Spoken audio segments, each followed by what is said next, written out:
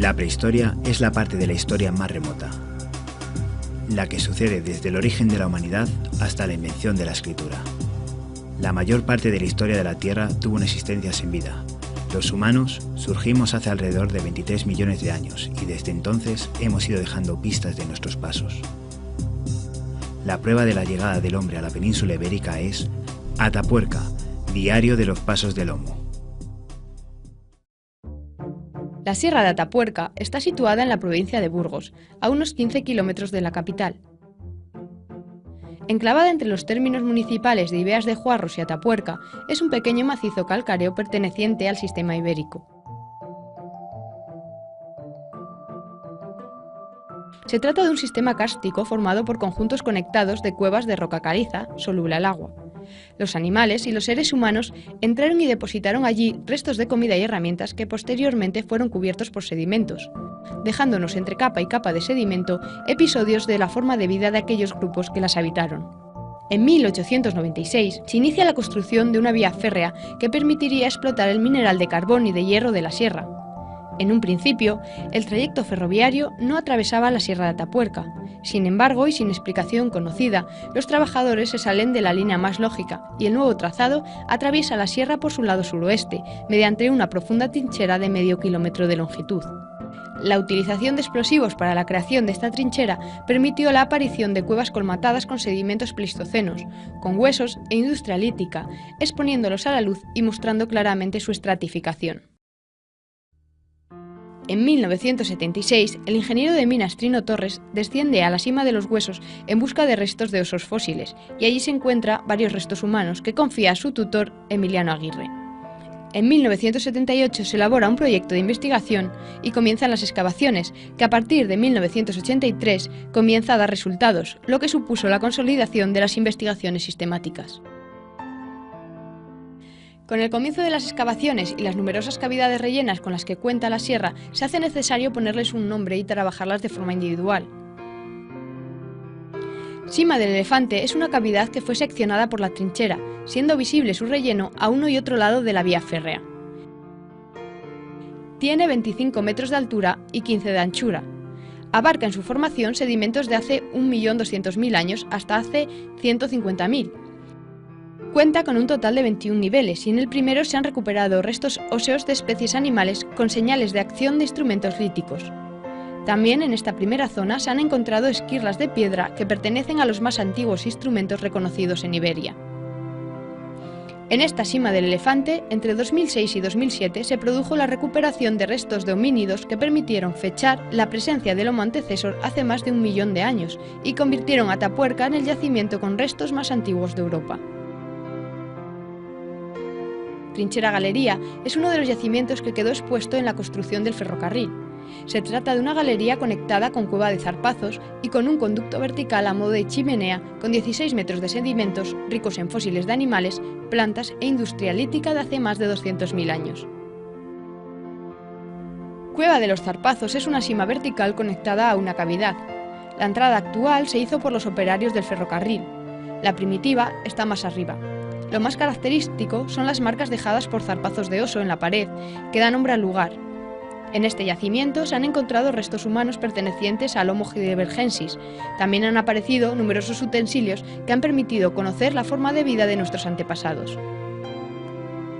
Grandolina se encuentra a menos de 500 metros de Sima del Elefante. Es un yacimiento con 20 metros de altura y 18 de anchura, que ha sido dividida en 11 niveles. Esta cavidad, en su nivel 7, presenta una característica denominada inversión magnética y que significa que los niveles inferiores tienen más de 780.000 años y menos de 990.000, y los niveles superiores menos de 780.000 años. El nivel 6 cuenta con una franja conocida como estrato aurora, que destaca por la recuperación de restos humanos que permitieron en 1994 el descubrimiento de la especie Homo antecesor. La cantidad de restos de niños y jóvenes encontradas en este yacimiento hace pensar en fallecimientos no naturales, que unidas a las marcas por mordedura, hace presagiar la práctica de la antropofagia del Homo antecesor. Además, en la ladera alta de la sierra, a unos kilómetros de la trinchera del ferrocarril, se encuentran otras cavidades que nunca llegaron a ser tapadas por los sedimentos, por lo cual siempre ha sido conocida su existencia. Conocida como Complejo Cueva Mayor o Cueva del Silo, se trata de un conjunto de cavidades comunicadas a través de un paso estrecho y peligroso, con múltiples galerías y yacimientos, y entre las que destacan la Sima de los Huesos, la Galería del Sílex, el Portalón o Cueva del Mirador. Cada verano, durante el mes de julio, los investigadores limpian las cavidades de Atapuerca para obtener metro a metro nuevos huesos de los antiguos pobladores. La excavación permite recuperar, ordenar y almacenar objetos para su posterior estudio y con ello generar conocimiento universal. Equipos multidisciplinares participan cada año en la obtención y el estudio de los restos que alberga la sierra. Entre los diferentes investigadores podemos encontrar disciplinas como la geología, la botánica, la paleontología humana, la micropaleontología, la paleontología animal, la zooarqueología o la tafonomía, entre otras. La investigación de los restos de Atapuerca conlleva diferentes fases. La extracción, que consiste en excavar cuidadosamente el sedimento e ir discriminando los objetos con valor arqueológico. Para esta actuación, en Atapuerca se ha realizado una cuadrícula de 1 metro cuadrado que permite dotar a cada resto de su referencia espacial. El lavado es el proceso que comienza con el secado de los sedimentos y una primera búsqueda en el exterior de pequeños fósiles. A continuación, los sedimentos, ya secos, se llevan al río, donde con bombas de agua se lavan y tamizan, lo que permite extraer fósiles de tamaños muy pequeños como los huesos de micromamíferos que no pueden descubrirse a simple vista. Desde que se comenzara a excavar, los yacimientos de Atapuerca han permitido la obtención de importantes descubrimientos. Y es que Atapuerca es, sin duda, el diario de los pasos del Homo. Una vez recogidos y lavados, los restos procedentes de los yacimientos de Atapuerca llegan a la Universidad de Burgos para ser estudiados en profundidad. El Parque Científico-Tecnológico, más conocido como edificio I+D+I, es el lugar donde llegan y se estudian gran parte de los hallazgos líticos, óseos y de cerámica. Los restos que llegan a la universidad son estudiados desde diferentes disciplinas. Una de ellas es la arqueología prehistórica. En arqueología prehistórica lo que desarrollamos es toda una enorme batería de preguntas e intentamos darles respuestas con las técnicas y con una metodología. Mira, nos preocupa, por ejemplo, localizar los yacimientos, es decir, dónde estuvieron asentados los seres humanos del pasado.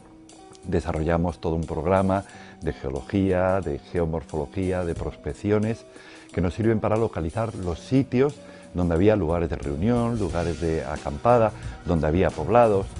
Una vez que hemos localizado los sitios, hacemos todo un tratamiento de cuáles eran las zonas ocupadas, por qué, cuáles eran las zonas desocupadas, por qué, cuáles eran las relaciones entre los asentamientos que existían en aquella época. En definitiva, tratamos de reconocer ese pasado fosilizado y a partir de él reconstruir cómo era la vida en la prehistoria. Para lograr un conocimiento completo de lo que aconteció, es importante estudiar los hallazgos por separado. En el Laboratorio de Arqueología Prehistórica se trabaja desde diferentes disciplinas. Una de las más importantes es la prospección arqueológica, que permite, mediante el uso de planos y de batidas en el terreno, localizar yacimientos de donde extraer restos para su posterior estudio. Basándonos en criterios etnográficos, hicimos un territorio que pueden explotar los neandertales, en este caso, de 10 kilómetros de radio. Entonces, hicimos un punto central en los yacimientos de la trinchera y un espacio en un mapa de 10 kilómetros de radio. Seleccionamos un espacio en los alrededores de la Sierra de Atapuerca, que son una superficie de 314 kilómetros cuadrados, y lo que se hizo durante varias campañas de prospección, andar metro a metro absolutamente todo ese terreno. Íbamos baterías de 11 personas, que íbamos juntas, separadas unos 5 o 10 metros, buscando, mirando al suelo y buscando evidencias de herramientas de piedra que fabricaban los grupos prehistóricos. El resultado de estas campañas de prospección, que se hacían 2 al año, desde el año 99 hasta el 2003, fueron la documentación de 180 yacimientos prehistóricos, inéditos hasta el momento, que se han descubierto en los alrededores de la Sierra de Atapuerca. Otra de las actividades que se realizan en el área de arqueología prehistórica es el análisis paleobiológico de los restos. Esto permite conocer, mediante la utilización de guías, a qué animal pertenecen y saber cuál ha sido su evolución desde la prehistoria hasta la actualidad. Este análisis paleobiológico consiste en primer lugar en determinar qué especies nos encontramos en el yacimiento, saber qué especies tenemos. Para ello utilizamos diferentes atlas morfológicos y también realizamos medidas de las diferentes piezas que recuperamos, tanto sean restos dentales como restos postcraneales. Para realizar dichas medidas empleamos por una parte atlas morfométricos que nos dicen, en función del grupo en el que nos encontremos, la forma de medir las piezas. ¿Cómo lo podemos hacer? Pues con un calibre decimétrico, las medidas siempre se toman en milímetros. Y tenemos, por ejemplo, en este caso una mandíbula de ciervo y vamos tomando diferentes dimensiones que ya, como os he dicho, aparecen en referencias bibliográficas. Diámetros anteroposteriores, diámetros transversales, altura de las piezas. Estas medidas no solo se utilizan para determinar la especie, sino también después para caracterizarla. La caracterización consiste en conocer la edad de muerte del individuo, también determinar la estacionalidad, así como conocer el dimorfismo sexual y el peso de las diferentes especies. Por otro lado, los restos de los animales son observados con lupas de gran aumento o con microscopios para descubrir marcas de descarnación y saber si han sido consumidos por otros animales o por homínidos. Un capítulo importante en la información que extraemos de los restos óseos viene determinada por el análisis de las superficies, es decir, ver si en el periósteo, si en la zona cortical de los huesos han quedado marcadas señales que nos hablen del pasado. Por ejemplo, en este hueso yo estaba mirando una serie de fisuras que se han producido por el cambio térmico y hay unas marcas de corte, es decir, hay unas pequeñas líneas producidas cuando el carnicero, con un instrumento de siles, cortó esta falange de rebeco para extraer la piel del animal. Para determinar las señales que han quedado en las superficies e identificar correctamente la etiología, es decir, lo que ha acontecido concretamente, lo que se hace es someter todos los huesos a su visualización con un microscopio óptico. Cada disciplina permite responder algunas de las preguntas que se hace en la arqueología prehistórica. El Laboratorio de Paleontología es también el encargado de estudiar en exclusividad el yacimiento de Portalón, en Cueva Mayor de Atapuerca. La línea de investigación de este yacimiento se compone de varias disciplinas en las que se estudian los restos de las actividades productivas y ganaderas de los primeros neolíticos de la península. Aquí en Atapuerca tenemos algunos yacimientos que contienen restos arqueológicos de los primeros neolíticos y los que vinieron después, que penetraron en el interior peninsular y se asentaron en estas zonas de la meseta. De estos yacimientos nosotros investigamos aquí en la Universidad de Burgos uno concretamente, que es el yacimiento del Portalón, y del que vamos a contar pues algunas de las cosas que estamos descubriendo y qué significado tienen. Una de las técnicas que se utilizan en el Portalón para el estudio de los restos es el escáner láser superficial, que permite topografiar y ubicar los puntos exactos de los hallazgos. También sirve para hacer levantamientos planimétricos y recreaciones en 3D de alta calidad de la superficie de la cueva. Una de las técnicas que empleamos en el Portalón para topografiar y hacer levantamientos planimétricos es el escáner láser superficial. Lo bueno de estas herramientas es que si con la estación total vamos punto a punto, aquí en 8 minutos más o menos, podemos coger unos 12 millones de puntos. Otra de las cosas que nos permite este programa es ver la imagen en 3D. Bueno, podemos verlo en color, podemos verlo en blanco y negro. Nos permite obtener estas imágenes, que son imágenes ortográficas, que no hay nada de distorsión. Y algo muy útil es que se puede conectar con AutoCAD y a partir de AutoCAD sacar perfiles a través de lo que son toda la nube de puntos. Aquí estamos viendo la puerta de la entrada, aquí es donde estamos trabajando nosotros, y todo esto es parte de la cueva, es la cáscara de la cueva, como si estuviésemos viendo la cueva desde fuera. Es una reconstrucción real de la cueva, no es algo inventado, sino que tenemos aquí toda la topografía de la cueva. Por otro lado, se estudian los restos de cerámica recuperados en el yacimiento. Para ello se trasladan al laboratorio, donde comienza el proceso de trabajo. Una vez que los restos se recuperan en el yacimiento, lo llevamos al laboratorio. En el laboratorio se procede al siglado, es decir, a la identificación de cada pieza, y luego se realiza un inventario, es decir, que todas las piezas recuperadas quedan metidas en una base de datos. El siguiente proceso pues es dibujar todos los fragmentos y luego ya se procede al estudio detallado por diferentes características. Empezamos analizando pues, las características tecnológicas.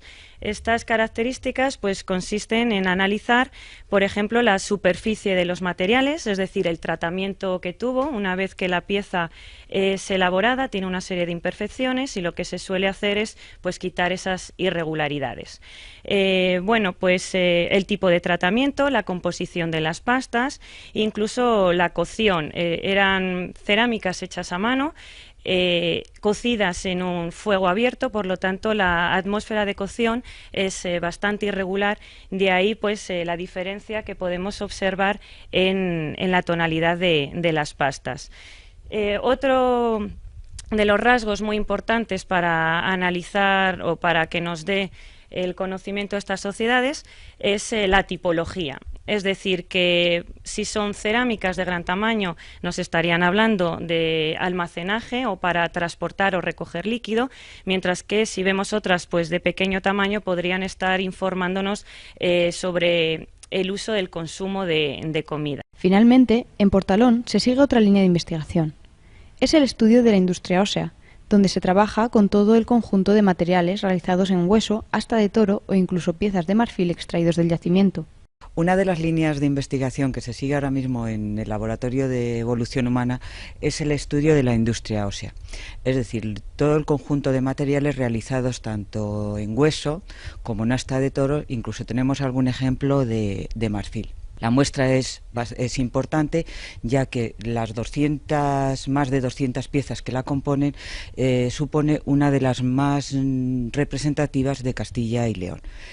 El estudio de estas piezas lo que nos va a permitir es resaltar las características de cada uno de esos periodos que nos hemos ido encontrando o que hemos ido descubriendo en la estratigrafía del Portalón de Cueva Mayor.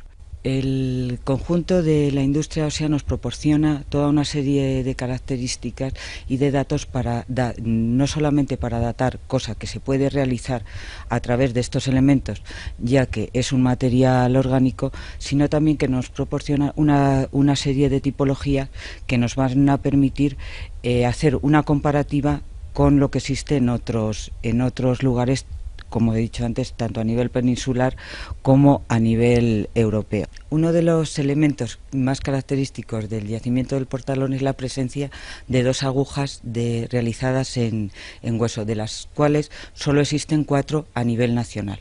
Otro de los elementos característicos de esta industria es la aparición de un punzón realizado en un radio humano, de los cuales solo tenemos constancia de la presencia de otro en una cueva del sur de la península llamada la Cueva de Nerja. En el edificio I+D+I de la Universidad de Burgos se encuentra otro área que trabaja con los fósiles extraídos de Atapuerca. Es el Laboratorio de Evolución Humana. En él, desde el punto de vista de la paleontología, se estudia la historia de vida de los hombres que nos han precedido en la prehistoria. La vida es un proceso histórico y como tal, bueno, pues hay que conocer esa historia. La ciencia que se encarga de conocer esa historia es precisamente la paleontología y lo hace en base pues, a los restos de los organismos, a los restos o señales que han dejado los organismos, ¿no? Es un poco la definición de fósil. Bueno, pues aquí hacemos eso en un grupo concreto de seres vivos, que son los seres humanos y también algunos de los, digamos, mamíferos que acompañaron al ser humano a lo largo de su evolución. La caza, la recolección, las enfermedades, cómo eran ellos físicamente, de dónde obtenían las materias primas con las que fabricaban herramientas o lanzas, cómo las utilizaban, en fin, todo lo que podamos saber sobre ellos, ¿no? Y por supuesto, pues cómo se desarrollaban, cómo crecían, qué diferencias hay entre hombres y mujeres. Todo eso, bueno, pues lo podemos estudiar en base a los huesos que estamos encontrando y es un poco nuestro trabajo. Concretamente, en la Universidad de Burgos se trabaja con aquellos fósiles que no pertenecen a la cabeza. Con ellos se hacen múltiples estudios sobre diferentes aspectos de la vida de los hombres prehistóricos. Aquí concretamente tenemos, por ejemplo, algunos de los restos postcraneales de los humanos de la cima de los huesos. ¿Qué quiere decir postcraneales? Pues lo que no es la cabeza. Nosotros nos dedicamos aquí precisamente a estudiar el cuerpo de estos humanos. Entonces, bueno, con estos huesos que además, como podéis ver, están excepcionalmente completos, es algo muy raro en yacimientos de estas cronologías, y además hay muchos, podemos hacer un montón de estudios no solamente de cómo era un individuo, sino cómo eran varios individuos. Por otro lado, estos restos, aunque bien conservados, en su mayoría han aparecido por partes en diferentes campañas de excavación. Su reconstrucción ha permitido conocer datos como la estatura de los hombres que han habitado en la cueva de la cima de los huesos. Los hombres pueden estar rondando 1,67 m, 1,70 m, 1,74 m, algunos, 1,76 m. Las mujeres, en cambio, pues siempre un poquito por debajo, pues desde 1,55, 1,60, 1,62 como mucho. Bueno, pues son cosas que no sabíamos de estos humanos y que podemos averiguar gracias a estos fósiles de la cima de los huesos, ¿no? Y además, claro, en estos yacimientos, como de la cima, aunque hay muchos fósiles, no aparecen siempre enteros. Y poco a poco, pues a base de recuperar pequeños fragmentos, vamos reconstruyendo año tras año cada vez más huesos. Este, por ejemplo, es notable, siempre lo contamos, porque este es un fragmento, es un número, el hueso del brazo, cuya mitad proximal apareció en el año 1976, mientras que esta ya apareció cerca del año 2000. Uno de los hallazgos importantes de Atapuerca es la pelvis 1, que ha aportado mucha información sobre el peso y la estatura de los hombres de la época. Bueno, pues estamos precisamente ante uno de los fósiles emblemáticos de la cima de los huesos. Y bueno, pues es la famosa pelvis que hemos apodado Elvis precisamente. Y desde luego toda su anatomía nos está hablando de individuos muy robustos desde el punto de vista muscular. Resulta que precisamente, como decíamos antes, existen huesos de las piernas completos que nos permiten calcular bien la estatura y el peso de los individuos. Bueno, pues concretamente la estatura de Elvis podría estar en 1,70 m, con bastante precisión, podemos decir esto. Y el peso del cuerpo pues podría superar los 100 kilos. Teniendo en cuenta ese peso corporal y la estatura de 1,70 m que decimos, estaríamos hablando de individuos que están incluso fuera de los límites de lo que hoy consideraríamos un peso normal para esa estatura. Eso tiene que ver también con su modo de vida. Evidentemente estamos hablando de cazadores-recolectores, de forma que tendrían que cazar confiando en su fuerza física. Otro de los ámbitos estudiados en paleontología es el crecimiento y desarrollo del Homo heidelbergensis, estudiado a partir de los restos óseos encontrados en Atapuerca. Pues dentro de paleontología, otras de las cosas que estudiamos es el crecimiento y desarrollo, o la evolución del patrón de crecimiento y desarrollo que nos caracteriza como humanos, ¿no? Si hay algo, un rasgo, una adaptación que entre las muchas que nos pueden definir como seres humanos, una de ellas es el largo periodo de crecimiento y desarrollo que presentamos. Entre los primates vivientes somos los únicos que presentamos un largo periodo de crecimiento y desarrollo, estamos durante mucho tiempo creciendo. Esto tiene una serie de implicaciones sociales y culturales, porque se dice que ese largo periodo de crecimiento y desarrollo pues, es por lo que hace que seamos tan sociales, que pudiese aparecer la cultura y demás. Por tanto, en paleoantropología, uno de los aspectos importantes hoy en día es saber cuándo este modelo de crecimiento y desarrollo apareció. Hay muchos estudios de cuándo pudo haber aparecido nuestro periodo de crecimiento y desarrollo, pero la mayoría de ellos están basados en dientes. Por suerte, aquí en Burgos, en el yacimiento de la cima de los huesos, tenemos un montón de huesos inmaduros que nos permiten abordar este tipo de estudios desde una perspectiva distinta. Es por eso que estamos estudiando la evolución de nuestro patrón de crecimiento y desarrollo a partir de los huesos largos de los niños o de los individuos inmaduros, es decir, que no han acabado de crecer de esta especie fósil como es Homo heidelbergensis. Es importante destacar que estos descubrimientos no serían posibles sin la existencia en el laboratorio de una importante colección de comparativa.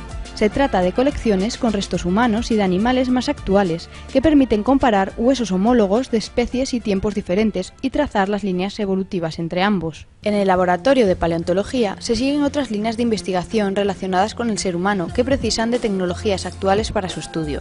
Una de esas técnicas es la reconstrucción virtual, que permite, gracias a la informática, la reconstrucción de huesos que por su carácter de fósil se encuentran muy fragmentados e incluso incompletos en muchas ocasiones. Lo que hacemos en este laboratorio con los restos humanos de la sima de los huesos, y gracias a que tenemos un TAC en la Universidad de Burgos, pues es hacer la reconstrucción virtual, porque realmente como son restos arqueológicos y aunque están en muy buen estado de conservación, pues normalmente no están enteros. Para que veáis un poquito un ejemplo, aquí tenemos parte de una pelvis de la que se ha recuperado lo que es el sacro, el coxal y el pubis. A través de esto podemos hacer una reconstrucción virtual de toda una pelvis. Primero pasamos a reconstruir lo que nos falta del sacro y luego ya, una vez que tenemos una parte completa, pues le vamos añadiendo datos. El espejo de este lado lo ponemos para este otro y así ya tenemos todo lo que es la parte de atrás de la pelvis.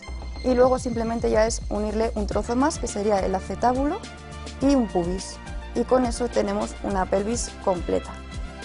Y aquí tenéis una peliculilla de cómo sería la reconstrucción dinámica. También, y gracias a la tomografía axial computarizada, se estudian los huesos largos, lo que permite obtener datos sobre la fortaleza de los mismos. También lo que nos dedicamos y para hacer los estudios más específicos de huesos largos, y gracias al TAC también podemos recoger este tipo de imágenes. Este es un número, es el hueso del brazo, lo introducimos en el TAC y lo que nos sale son esta serie de imágenes. A través de esas secciones nos damos cuenta que lo que son los huesos de la sima de los huesos tienen muchísima más cantidad de hueso que los de humano moderno. Indican unos huesos bastante más resistentes que los nuestros a las cargas. Además, se siguen líneas de investigación relacionados con los carnívoros pleistocenos, en concreto de los osos de las cavernas, que también utilizan técnicas como el TAC o el sistema de prototipado por sinterizado láser para poder trabajar con réplicas perfectas de fósiles. Yo lo que estoy estudiando no se puede estudiar si no son con estas técnicas, porque tendríamos que estar cortando los fósiles para poder tener acceso a ciertas morfologías, como es el cerebro. Entonces podemos tener luego copias de esos cerebros, cómo son estos cerebros, cómo se tenían el olfato, qué significa que tengan esta parte de aquí, unos senos frontales más o menos desarrollados, y sobre todo ciertos grosores que o cortamos los cráneos o no podríamos tener acceso a ellos. Estas investigaciones nos están ayudando muchísimo también a ver algunas o ayudarnos en cuanto a la biocronología. Estamos viendo que hay ciertas especies de los osos de las cavernas que tienen unos rasgos típicos que no los tienen sus antepasados o sus predecesores. Y todo ello, como os digo, mediante tomografía, que gracias a ella podemos ir reconstruyendo tanto las partes visibles, lo que nos ha quedado en el cráneo, como partes que no existen, y vamos conformando todo lo que es el modelo de la cavidad cerebral. Por otro lado, se realizan estudios que tienen que ver con el ecosistema de los yacimientos, investigaciones en el ámbito de la geología que buscan relacionar restos geológicos con la actividad que realizaban los hombres prehistóricos. Dentro del Laboratorio de Evolución Humana, del área de paleontología, aquí en la UBU, otra de las líneas de investigación que llevamos a cabo o que desarrollamos es el estudio de las condiciones paleoambientales de los distintos yacimientos que investigamos. Nuestro trabajo suele ser, dentro de estos yacimientos o alrededor de estos, muestrear registro sedimentario, normalmente, que pueden ser los mismos materiales arqueológicos que están depositados en el yacimiento y que los arqueólogos excavan, o pueden ser sedimentos que están en las inmediaciones de los yacimientos, como pueden ser antiguos sedimentos lacustres, marinos, fluviales, ¿sí? Y buscar en ellos también indicadores tanto de la actividad antrópica como de los cambios ambientales que se dieron cuando los humanos estaban habitando en estos yacimientos. Lo que solemos hacer es muestrear el registro arqueológico. Para eso solemos coger unas muestras inalteradas del sedimento, de la secuencia estratigráfica del yacimiento, hacemos preparaciones de láminas delgadas, como esta que veis aquí, de los sedimentos que contienen los restos arqueológicos, ¿sí? Y a partir de esto, conjuntamente con otras analíticas, se hace un estudio petrológico en el que se intentan identificar y caracterizar los distintos niveles arqueológicos, los niveles de hoguera, de ocupación, saber si hay restos de las actividades que hacían en el yacimiento, como comer, preparar la comida, hacer cerámica, etcétera, etcétera. Fuera del yacimiento, lo que solemos hacer es buscar registro sedimentario para la época de interés, y lo que solemos hacer es utilizar distintas técnicas de cartografía y caracterización de esos sedimentos en el campo, y en el caso de que sea posible, extraer testigos que pueden estar cogidos desde afloramientos o mediante sondeos, como es el caso, y estudiarlos para obtener inferencias de los distintos procesos sedimentarios que dieron lugar al acúmulo de estos sedimentos, sus controles paleoambientales y climáticos, ¿sí?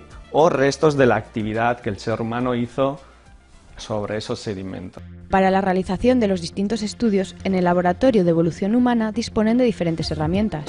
El microscopio electrónico de barrido y el de focal láser permiten estudiar las superficies, por ejemplo, de los dientes, y obtener así datos sobre el crecimiento de los niños prehistóricos.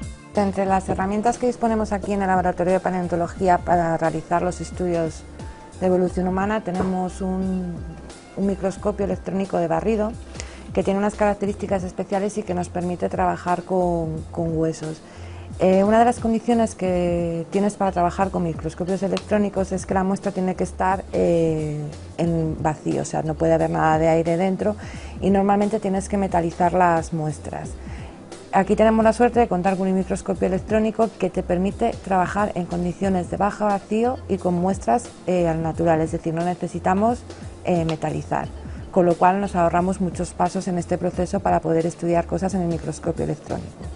Como ejemplo de los materiales que estudiamos, aquí tenéis una fotografía de una microscopía hecha en un diente, que lo que hicimos aquí era intentar estudiar un poco el desarrollo dental. Vemos que tiene como esto sería el mismo diente, pero cogido con más aumento. Esos son unas rayas que reciben el nombre de perequimata, y que contando el número de esas perequimata que tenemos en el diente podremos saber más o menos cuánto tiempo tardó en formarse. Pues aquí lo estamos aplicando tanto en dientes como en huesos largos, aunque aquí el ejemplo que estamos viendo es de un diente. Además del microscopio electrónico de barrido, también tenemos un microscopio con focal láser, con el que los tipos de estudios o los resultados que obtenemos son un poco distintos al del primer microscopio que hemos hablado, pero complementarios. Igual que con el microscopio electrónico, por ejemplo, contábamos líneas, este microscopio nos permite hacer unos perfiles donde vamos midiendo qué zonas son más profundas, qué zonas son más rugosas, más lisas. Entonces la imagen que te da es una representación de lo que el microscopio está leyendo. Es un microscopio que tiene muchísimas aplicaciones en el campo de la arqueopaleontología,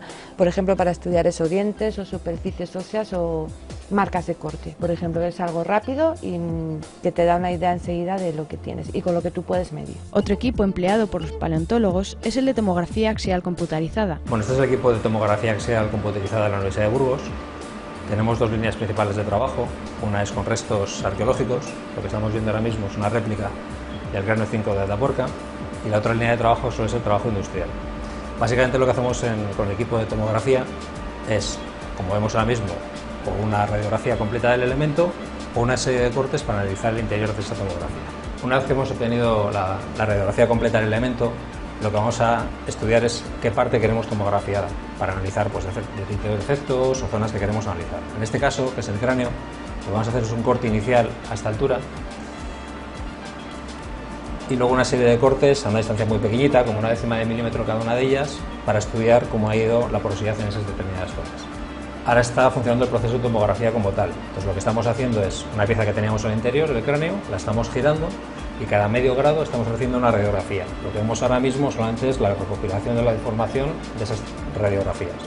¿El objetivo cuál es? Que al final de haber dado una vuelta completa, de haber hecho esos 720 cortes, tengamos una imagen completa de ese corte que hemos realizado en el cráneo. Esta zona marcada en azul son los distintos cortes que hemos realizado ahora mismo al cráneo. Entonces, después de haber hecho todas las radiografías, lo que al final tenemos es este resultado. El TAC permite obtener imágenes digitales de los fósiles, tanto del exterior como del interior, lo que facilita la realización de estudios sin necesidad de destruir los restos. Y lo que nos sirve a nosotros es para poder hacer estudios a los fósiles de la cima de los huesos y de otros yacimientos arqueológicos. Para ello, lo que hay que hacer es introducir al fósil o al resto en esta cámara y lo vamos girando para poder verlo en la posición en la que realmente estemos seguros que es. En el caso de un cráneo, el plano que queremos ver siempre es el plano de Frankfurt. El plano de Frankfurt es un plano estándar para comparar los cráneos entre ellos. Entonces, se tiene que colocar al cráneo desde un punto que marque un plano entre la línea más baja de la órbita y el punto más alto del oído, para así poder comparar nuestro cráneo con los de otros restos fósiles del mundo. En ocasiones, el estudio de las diferentes disciplinas precisa la realización de reproducciones que puedan manipularse con facilidad y sin que el original sufra deterioro. Para estudiar muchos de los fósiles necesitamos hacer réplicas. Normalmente, y hasta hace poco tiempo, pues las réplicas consistían en tomar el original, como es por ejemplo este cráneo de lobo, y como ven incluirlo en una resina, de forma que conseguíamos hacer un negativo de este cráneo. Eso requería pues tapar todos los agujeros, todos los poros, todos los forámenes, para que en fin la resina no se colara por el interior.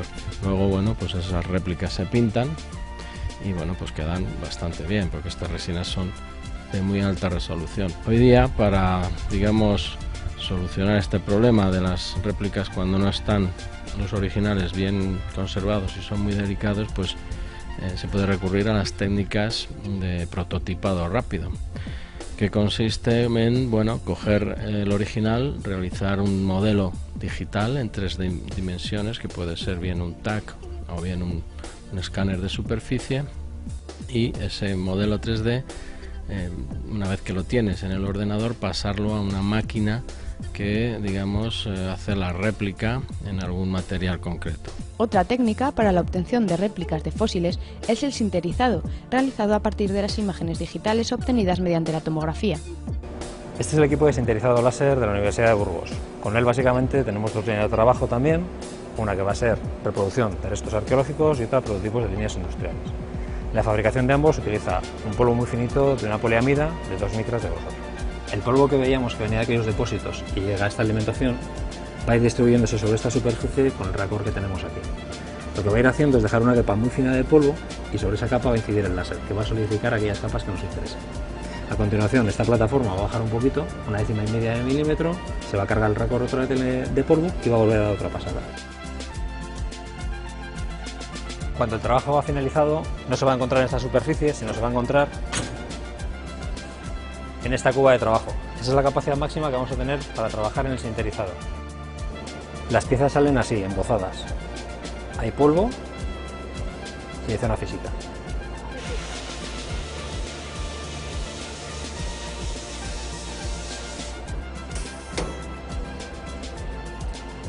Ya hemos limpiado la pieza después de aplicar aire comprimido.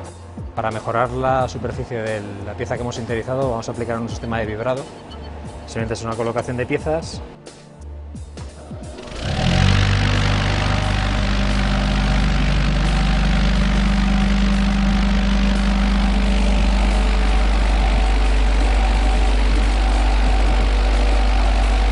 Con esto ya hemos terminado el proceso de sinterizado y habrá que llevarlo a los restauradores para el proceso de pintado y envejecimiento. Bueno, pues una vez que hemos construido las piezas mediante el sinterizado, obtenemos una réplica, yo me atrevería a decir, de altísima resolución. Es más, me atrevería a decir que ni siquiera es una réplica, yo le llamaría un original construido en otro material, porque esta técnica lo que nos permite es reproducir perfectamente todos los detalles de la pieza original. Copias de altísima calidad que reproducen a tamaño completo o a escala tanto el exterior como el interior de los fósiles y que una vez pintadas resultan prácticamente idénticas al original.